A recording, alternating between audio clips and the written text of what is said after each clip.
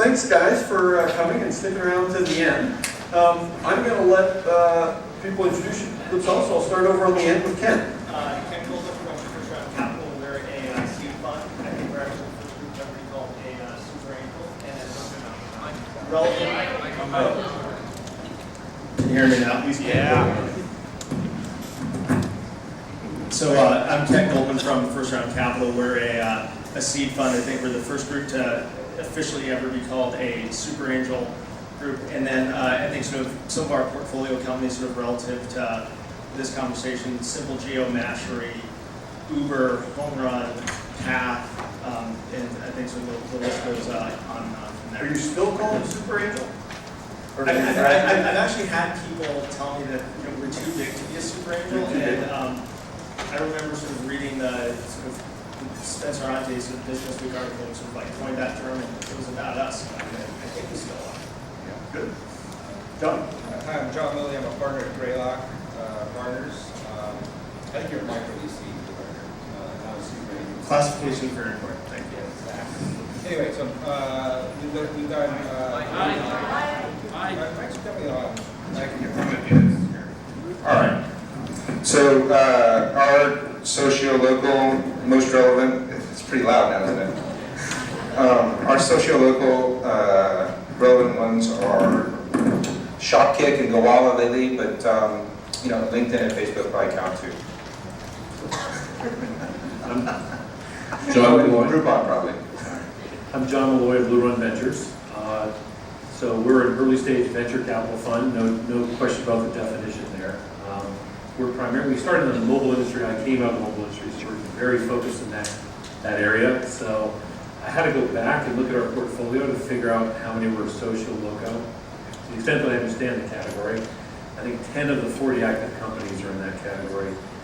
Examples of some of the people who are here today would be Waze, Food Spotting, I think was mentioned a couple times. I think they spoke today.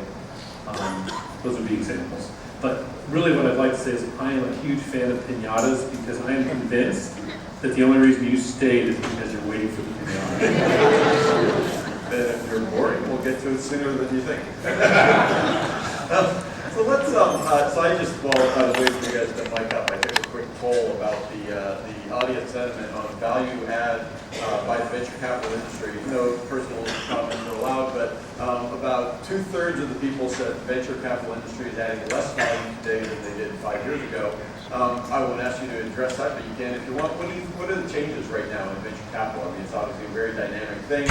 A lot of the things that happened .com 1 are coming through in the funds. What's the state of the industry? I founded our firm about 14 years ago. And so in the beginning, I was really uncomfortable because VCs were they were thought highly of. They were kind of celebrities. I've now lived through a few cycles, and now we're coming out of the phase where we became villains. Essentially, it became sort of angels versus VCs discussion, and I don't think it's actually changed all that much. I think the rhetoric in the blogosphere kind of amps it up. And I also think that there's good of every investor category. I don't have an issue with the whole thing. I don't think it's changed that much. As an early stage person, I think generally, if the probabilities are against you when you start a company, and you need to pick investors, advisors, co-workers who increase your probabilities at every stage, I don't think that's changed at all. I think that good VCs in that category, and these guys are certainly in that category, they're still out there. It doesn't mean there's not bad ones, but I think the way you build companies is kind of the same. I completely agree with that. I think that we work really hard to to add sort of the right amount of value. So we don't want to sort of get in there and sort of try to be product manager for a company. Sort of founders don't like that. It's not a good use of our time because there's a reason we're no longer product folks, but at every stage there are folks who can I think add value, and you're going to tend to hear sort of I think the horror stories about the folks that don't. But one of the things that we realized at first on our portfolio is probably about 100 companies. We actually think sort of the best value we can add is to help entrepreneurs in our portfolio connect with other entrepreneurs in our portfolio. So we've worked really hard to sort of foster sort of a sense of community among our portfolio. I think actually tonight in New York, sort of without any of our involvement, a bunch of our New York portfolio companies got together and said, let's have a first round portfolio company employee meetup, and about 5 companies are getting together and doing that. So. Yeah, actually, my 2 cents. So I'm the new guy. So I just became a VC in January after about 20 years of operating. So I used to be CEO of Mozilla. I had my own startup that took venture money from Excel a while back. And I'm new enough that I apologize a lot for being a VC to every entrepreneur I see, which I think is adorable. Yeah, I try to scuff up the offices and stuff. Anyhow, so but I think that things have changed a little bit. At Greylock, all of us have been operators, like really serious operators at some point or another. Anil is growing Workday to be a multi-million-dollar company. Reed built LinkedIn. I built Mozilla up to more than 100 million users. So we really, really value product people and operating people. And I think that the relevance here is that I think the context, especially for consumer internet, but also for enterprise, has really changed. The time to product is way shorter. Then you've got these massive hyper distribution things, Facebook and iTunes and the Android store maybe. And then you've got these massive companies that get built with really little operating history. Groupon is a shockingly young company for being as big as it is. And I think there's lots to add from operational experience. And so we try to help where we can and get out of the way when we can. So that's a great lead, because one of the things in the location business that gets a lot of conversations around here is this question about the big distribution platforms. And the good news there is you can build a little company, you can stick it on one of the big platforms, whether it's Facebook or something, get big distribution, low startup costs. And in the social location business, one of the things that you've seen over the years is more and more components of location or social are pioneered outside, but when they kind of get big enough to be interesting, they kind of get sucked into the platform. So in the panel a couple moments ago, you had a gentleman sitting here who was really happy about his 9 million users, and a woman sitting here who kind of dissed him with the 500 million user comment. So in this space, if you're investing, you sometimes look at these guys and say, you're going to go out, you're going to be cute, you're going to do something, and then one of these big platforms is going to come along and like club you like a baby harp seal. And, how do you look at that? As an investor, the easiest thing to always do is to say no. And the easiest thing to do is say no because I've had that experience. Because some large incumbent could just sort of do it. So, and as someone who spent a lot of time at Yahoo, I would say people who view that threat vastly, overestimate the ability of large companies to move. I think Facebook might be one of the exceptions that prove the rule.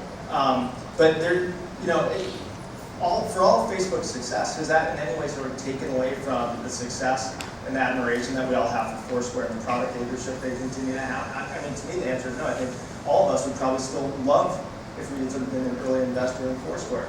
So, yeah, the incumbents can sort of be a threat, but you can also build a great business on top of them. Just look at Zynga, who essentially built their business on Amazon Web Services and the Facebook social graph. Yeah, one of my favorite things is the favorite sort of pithy saying is the next big thing is always beneath contempt, until it isn't, right? Like Facebook is this ridiculous juggernaut, but like 7 years ago it was this absurd hooking up site, and it's got completely wiped out. I think anything, it really depends on how consumers really take to products, how you build a really meaningful experience with them. I think lots of things could take on the big companies now. So one of the questions that kind of goes to that, it was interesting, last year there was Social-Loco here, and Fred Wilson stood on this stage, and I think in the context, if my memory serves me, I think in the context of Foursquare, he made the assertion, unsubstantiated I would add, that whoever invents a social gesture usually maintains a strong position in that space. And I wasn't sure if that was true. I don't know, how many people have VisiCalc loaded on there? How many people know what VisiCalc is? Thank you. Thanks, Dad. Do you agree or disagree? I mean, do the people who invent these social gestures like the check-in have some right? I think that was a really crafty way for him to promote his company. No. Which VCs are good at. What you hear here may not be 100% true. I think that, I think the more interesting thing is the comment about platforms, and what I look for, we're all in this business to disrupt, so I'm not afraid to challenge a platform. I think entrepreneurs aren't afraid to challenge a platform, but what you have to think about is what's your dependency. So if you're going to leverage a platform to build an audience, look, how do you get off that dependency as quickly as possible? And what I look for, if you look at sort of the companies we've invested in, is I really am interested in what data do you own, especially in this category. If you're deriving, it could be metadata, it could be core data, but really, what are you building that you're actually learning about your customer? And if you can figure out a way to do that on somebody else's sort of giant exhaust, I think that's an interesting. So you really got to understand that up front, because my experience in biz dev deals is the reason a lot of biz dev deals gets done is because no one talks about who's owning the really valuable parts down the road. Then they get down the road and find out, oh, we wanted that. It really, just what John said, I think sometimes people underestimate what's really valuable. Like everyone's right now, I'm happy for Groupon doing well. I'm kind of bored with coupons, and that's great for some people. I think there's a lot of data there's a lot of big data opportunities that are being created right now.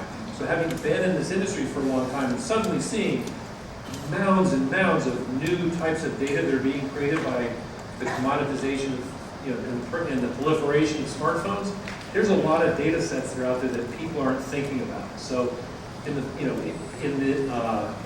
Waze case, that's a great example. Waze is kind of like how Dash was without, if you remember Dash, without the hardware. But suddenly Waze is giving, they're giving something to a social group, and they're actually extracting really valuable data that ultimately puts them on near equal footing with some of the, the biggest companies in the world. Those kinds of opportunities are out there in this category. And I think that we're still very early days in location-based data technologies. I think there's more than just coupons. Mark, if we could just quickly go back to the social gesture thing. I think that's a totally loaded statement. I think John's right. Fred was trying to sort of do right by his portfolio, but let's look at the most common sort of social action, which is friending someone. And sort of just by quick search of my memory, that started with Friendster, then went to MySpace, and is now at Facebook. So don't let those social gestures, any of those gestures, keep you from doing something interesting. What begins to matter is you got to have a substantially sort of better product than sort of whatever it was that you're preceding. But if you do that, it's definitely doable to supplant. Yeah, but I think things are changing a little bit. So these distribution platforms are getting pretty locked in, and I think that photo sharing, where we're not an investor in Path or BigPlease or Instagram, that's a social gesture. That friending happened before, but it was sort of, they didn't have a platform to build on. It was anything like what we got today. And so my own point of view is that in consumer internet, starting conditions matter a lot. So what's your core group of users? And Quora did a great job of that, for example.